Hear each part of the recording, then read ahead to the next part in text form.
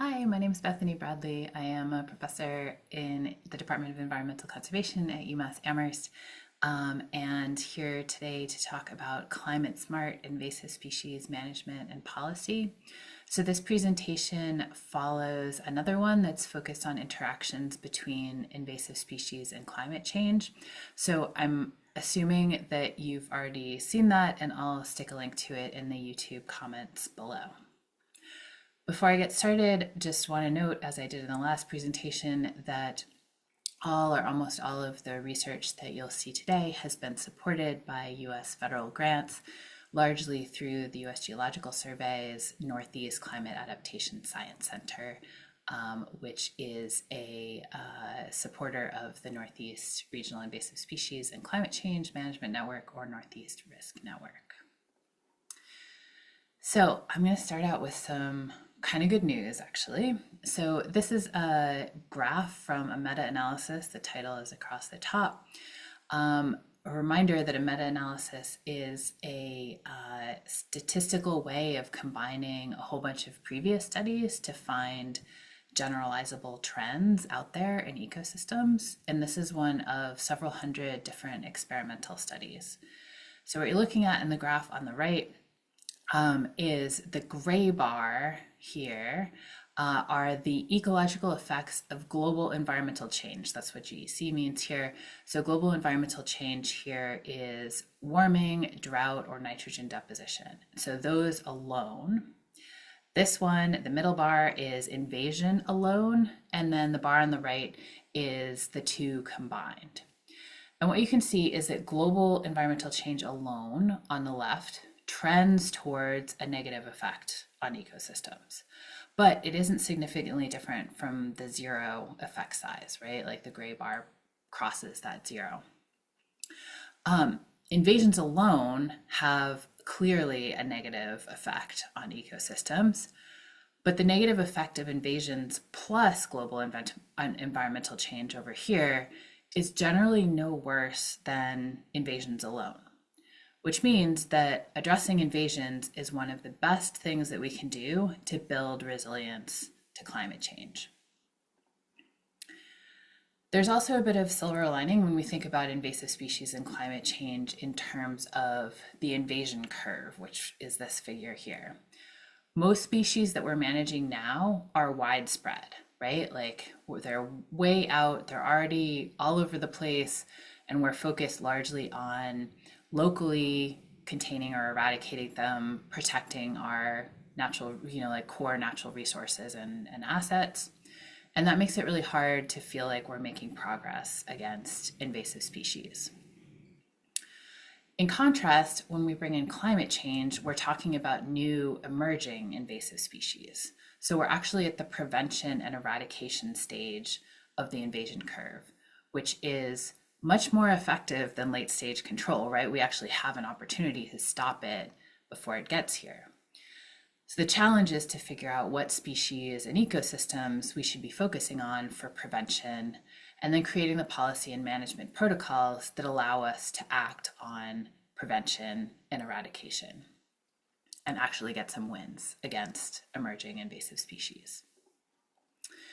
So what I'm going to talk about today are four main things related to becoming climate smart in invasive species management, and large focus on invasive plants here.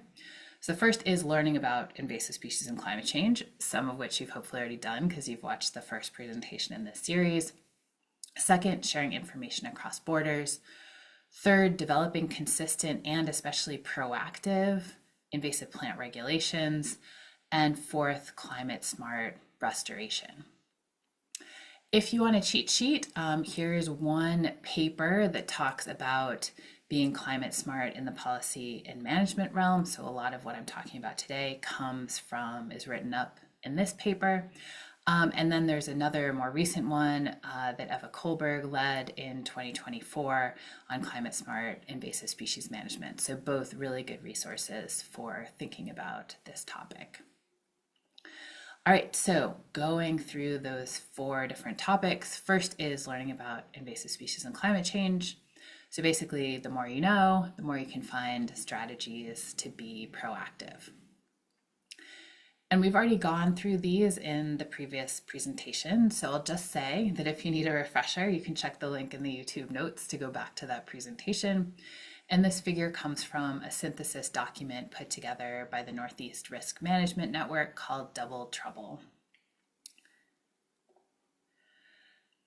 The Risk Management Network also has lots of different specifics that we can dig into and learn about. So this is a synthesis from 2024 about shifting plant phenology and the implications of that for management. We have more than 15, I think we're up to 16 at this point, of these syntheses that are currently on the RISC website. So it's a good place to start if you want to learn more, not only broadly about invasive species and climate change, but about a lot of real more niche topics, I guess. And the Northeast Risk website also includes information about actions that we can take. So that's in, some of that is in this synthesis document called Taking Action, which is pictured on the right. And that's a synthesis of what managers are already doing to be more climate smart.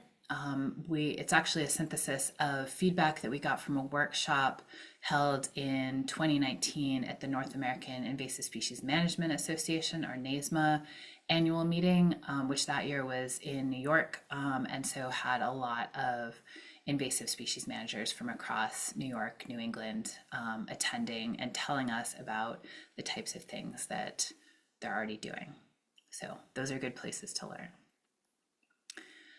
Second main piece is sharing information across borders. So what are some key action areas after we can teach and learn about invasive species and climate change? Sharing information across borders is a next really important step. We have already seen this map when we talked about interactions between invasive species and climate change. What it's showing is the northeastern, if you focus on the northeastern part of North America, that's a future hotspot of invasion. So up to 100, maybe more than that, new invasive plants could expand into the Northeast with climate change. And that's by 2050, so not too far out at this point. And the reason that there's a lot of invasive plants expanding into the Northeast is because there are also a lot of invasive plants in the Mid-Atlantic and in southeastern states that we're not dealing with yet, that because they're not here yet, but they like it best when temperatures are a little bit warmer. And so as temperatures are getting warmer, they're likely to be headed our way. So how do we best predict range shifting species and then proactively develop best management practices? The best way to do that is to learn from people who are already managing these species. So these are data from a study that was conducted in 2018. It was a survey of natural resources managers across the eastern US that asked managers to identify priority species that are currently a threat and then perceived as a threat into the future. And this is an example of stiltgrass, so Microstegium, which first thing is to look at this kind of like beigey color around here. Those are all the counties where stiltgrass is currently present. The blue dots on here are all the locations where managers reported that they were currently managing stiltgrass as an important invasive species. And the red dots are all areas where managers reported that they are worried about emerging threats from stiltgrass as a future invasive species. So if we could only get our managers in Wisconsin and then in New England and New York connected with folks in the Mid-Atlantic and the Southeast, we could learn a lot more about how we deal with the species and not have to reinvent any wheels, right? So the graphic on the right is just an example of one way that the RISC network is trying to increase information exchange. We host webinars on specific species so that we can talk about how we're managing them and what's effective, like specific to these emerging invasive species. That's something that that anybody can do, host those types of webinars, or just, give a call to somebody that you know in a state that's further to the south and see if you can learn from them. There's a lot going on in the slide, but I put it in here just to let you know that a RISC team that's led by Thomas Neufer and Matt Fertakos has been working for the last year plus, and it's 2026 right now, so they started in early 2025, to compile, they've been compiling and standardizing a single list of invasive plants across the northeastern region from everywhere from Kentucky to Maine. And so hopefully that's going to help with identifying emerging invasive plants because we'll have this one consistent list of what's invasive. We're hoping to have that completed by the end of 2026 and hopefully available on the RISC website soon after. So if you want to know what's invasive to your south, this will hopefully be a good single repository place to look for that. So our hope is that by having a single consistent regional invasive plant list, that can support more consistent and proactive state regulations, which is probably our best tool against the import and spread of emerging invasive plants. And so why are state regulations such an effective tool for proactively managing plant invasions? It's because the majority of invasive plants are intentionally introduced as ornamentals, so in our gardens and landscapes.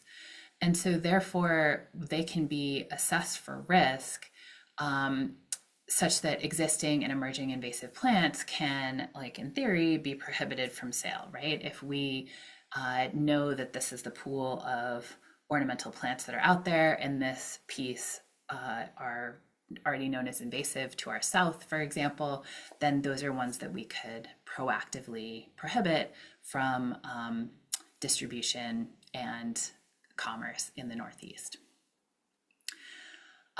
Unfortunately, our regulations are not particularly effective at stopping the sale of invasive plants. This was from a study that led by Eve Bury, who, along with an undergraduate student at UMass, did a whole lot of Googling for vendors selling invasive plants. They both searched for records associated with 1,285 plants that are invasive someplace in the US and found that 61% of them are still for sale, right? So not doing an excellent job of prohibiting even well-known invasive plants. Part of the reason that we think invasive plant sales are still so widespread is that we have really patchy and inconsistent state regulations. So this map shows the number of species present in a given state that are regulated by one or more of the state's direct neighbors. So for example, if we looked at, and these are data from 2021, so at that point, Rhode Island didn't have any, if we focus on Rhode Island down here, Rhode Island didn't have any state regulations. And so if you look at the states surrounding those, Massachusetts and Connecticut, and you combine all of the species on that regulatory list, there are over 100 species on the Massachusetts and Connecticut regulatory list combined. It's a pretty good chance, given that they're direct neighbors to Rhode Island, that those species are also invasive in Rhode Island, and yet none of those species are regulated in Rhode Island. That's how you read this graph. So another example is New York, which is probably doing arguably one of the best jobs in the Northeast of regulating species. But even for that state, there are more than 30 species that are present in the state, regulated by a neighboring state, but not regulated in the state of New York. So very patchy. One thing that we've worked on through the Northeast Risk Network is a tool that lets you look up which species are regulated in a given state to make it a little bit easier for states to work on these regulatory inconsistencies that we're seeing. And we have that at a website called risktools.org, and the tool is a regulatory visualization. And basically it allows you to, so this is the default of all of the different states. And here's an example of the tool when we're focused on a single species. So in this case, barberry. And it shows you a list of all of the states where barberry is regulated. And it also shows you a little map of the states that are regulating barberry, which can highlight some gaps like Connecticut and Pennsylvania in this case. And you can also look this up by your specific state or one of your neighboring states. When we add climate change into this mix, we see that there are some pretty major problems with lack of proactive regulations. So we're rarely regulating what's coming next. We're focused on what's already here, what's already widespread, rather than focusing on prevention, right? And in order to focus on prevention, that's that left side of the invasion curve that we talked about earlier. That's where you get your biggest bang for your buck in terms of invasive species, effective invasive species outcomes. So the colors on this map are the percent of species that are regulated proactively within that state of all of the regulated species, and the numbers are number of species. So for example, of the, I sit in Massachusetts, so of the 70-ish species that are prohibited for sale in Massachusetts, all but one of those are already present in Massachusetts. So it would be much more proactive if we could prevent them from sale before they arrived in the state. And the problem with failing to regulate proactively is that nursery sales are already introducing invasive plants into areas where they will become invasive with climate change. So this is a map for sacred bamboo, or Nandina domestica. This is a species that's recognized as highly invasive across the southeast US, although it hasn't yet been regulated anywhere, but widely recognized as invasive.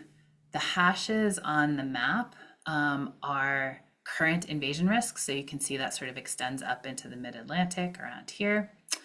And you can see that there's a bunch of red areas without hash marks, up, including into coastal areas of southern New England, Connecticut, Massachusetts, Rhode Island. The triangles, the triangles on here are all the locations where nurseries are actively selling this species. So you can see for southern New England, right, there are already nurseries in Rhode Island and Massachusetts, looks like, and in Long Island that are selling Nandina domestica. It's an emerging part of the ornamental plant market. Not yet invasive here, but not too far out, by 2050, expected to be just as bad up here as it is in mid-Atlantic and southeast states. So we have an opportunity to stop this invasion before it starts. So through the risk network, we worked on some communications materials to help identify priority species that we can avoid selling because they're likely to act as sleeper species now, right? Those are sleeper species, remember, are the ones that are present but not yet invasive, but likely to become invasive with climate change. So if you're looking for a communication tool on this topic, and you also want to see a list of some of our top species to avoid because they're likely to become invasive with climate change, Nandina domestica, high on the list, you can download that from the Risk Network website. The last point that I'll make here is that invasive plant management and ecological restoration really go hand in hand. There's a saying in invasion ecology that if you just pull out a species, so if you just manage an invasive species, then you're creating a weed-shaped hole.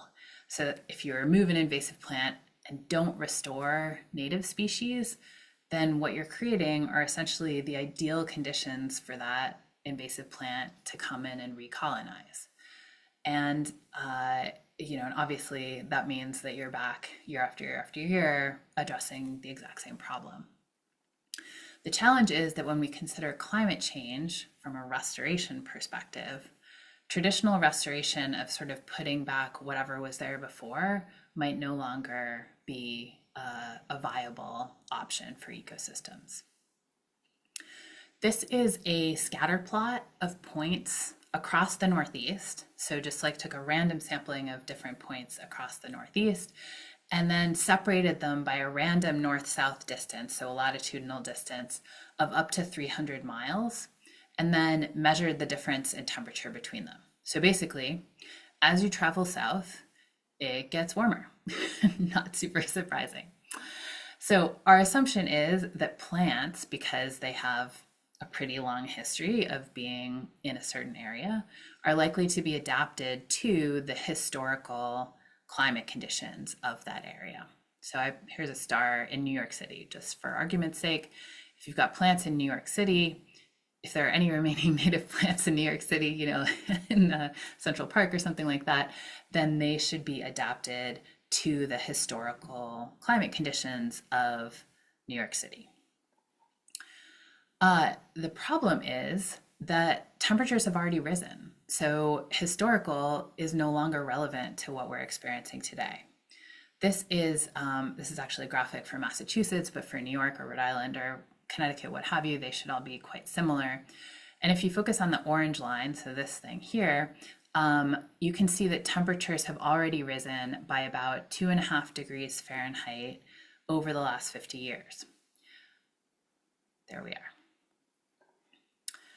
And 2 to 3 degrees Fahrenheit, if you put this back on that scatter plot, here's our 2 to 3 degrees Fahrenheit, is a distance of 80 to 120 miles.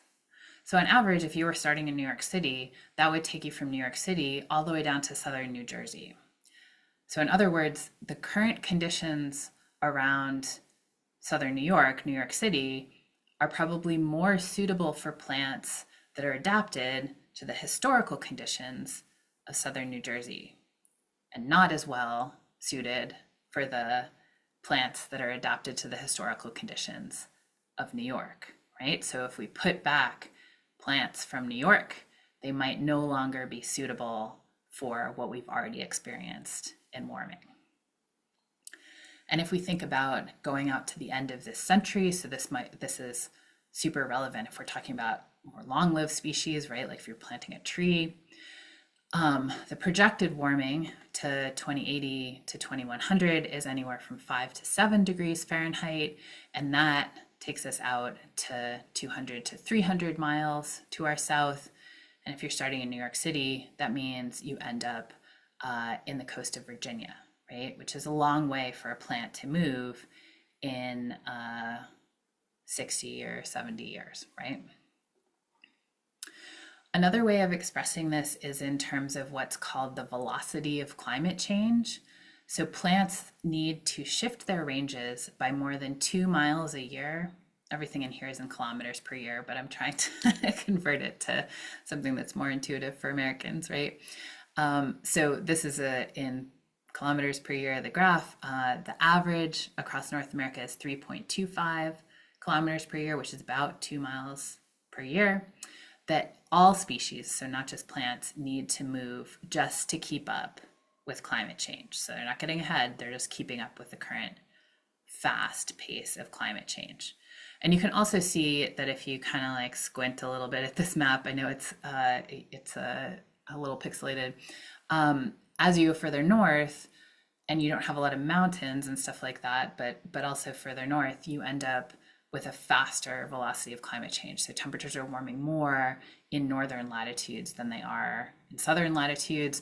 And so for us up in New England, which is fairly high north in terms of latitude, we are having a probably even faster velocity, faster than 2 miles an hour, that species need to move. So how fast are native species moving? This is a graph synthesis for all taxa that we had any data for, that they were actually shifting their ranges. So that includes plants and fish and animals. And on average, native taxa are moving at a little over 1 mile per year. So they're in the race, like they're moving, but they are definitely falling behind, right? They're moving at only half the pace that they need to be moving to keep up with climate change. And if we focus on native plants specifically, they're barely moving at all. So they're still like, they're not even in the race. They're still at the starting gate, or they like face plant at the starting gate or something like that. So they're moving at 0.06 miles per hour, which is about 300 feet, or sorry, not miles per hour, miles per year, about 300 feet per year that they are moving, right? Which kind of makes sense. I mean, I guess you can imagine a seed blowing about 300 feet and a new plant growing from that. Probably a lot slower if you're a long-lived species, tree, something like that, before you get to reproductive stage. Definitely not keeping up with climate change. So that means that any of us who are doing ecological restoration need to be thinking about sourcing materials from warmer adapted populations. Generally, climate adjusted provenancing, which is the term for sourcing seeds from warmer regions, climate adjusted provenancing is part of standard recommendations for conservation and for restoration. So this is not I don't know, conservation and restorationists would recommend that you do this. It's not a controversial practice. Despite that, though, there's still a lot of concern about moving species or moving genotypes of species, especially among those of us who work with invasive species, right? Because we have worked with those species for so long and we're aware of the harm that they cause and are worried we don't want to cause new harm by moving other species around. Through the Risk Network, we have put together some science synthesis to lay out what's known and what's recommended generally about this process. And we've also put together a web tool in a new website that we launched about a few months ago called climatesmartnativeplants.org. I highlighted that in purple. That's the website. You can also get there with the QR code. Because our thinking on this is, okay, you know, like even if we're not ready to go whole hog and moving species around on restoration sites, home gardeners are a really important source of home gardens are going to be the sources of ecosystems of the future, right? What we plant in our gardens today seeds those ecosystems around us in the future. And so if we can encourage home gardeners to be planting climate smart and planting native species instead of planting invasive species, then we're going to be a lot better off in terms of having climate adapted ecosystems into the future.